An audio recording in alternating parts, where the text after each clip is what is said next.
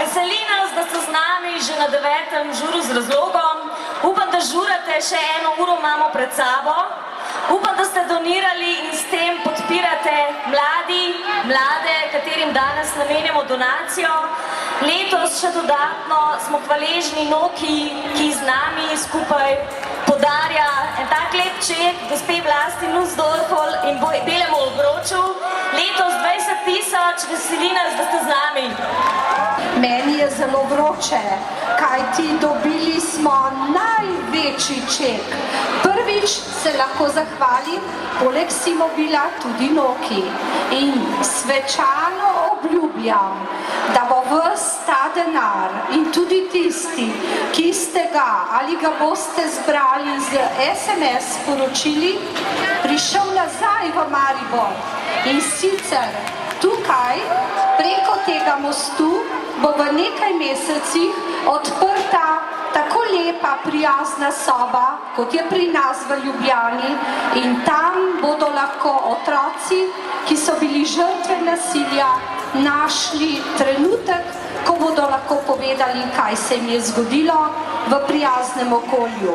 V čem je današnji žur z razlogom drugačen morda od lanskega, novembrskega, razen tega, da je bilo takrat bolj hladno?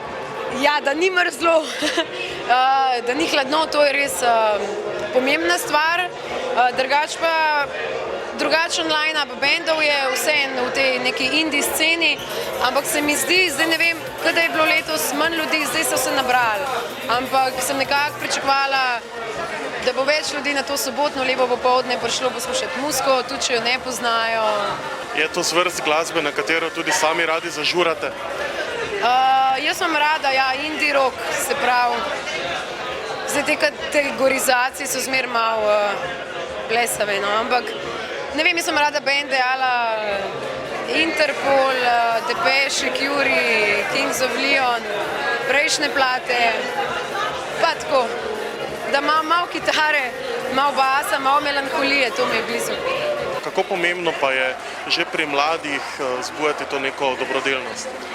Ja, jaz mislim, da to itak zdaj pač zelo popularno in čim je popularno, dobi ne tak negativen prizvok, ampak se mi zdi, da je bolje, da se govori o tem, kakor da se ne bi. Zdaj ne vem, koliko smo efektivni, ampak mislim, da se nek socialni čut vsem prebuja v mladih in valjda je prav začeti s tem od malih nog.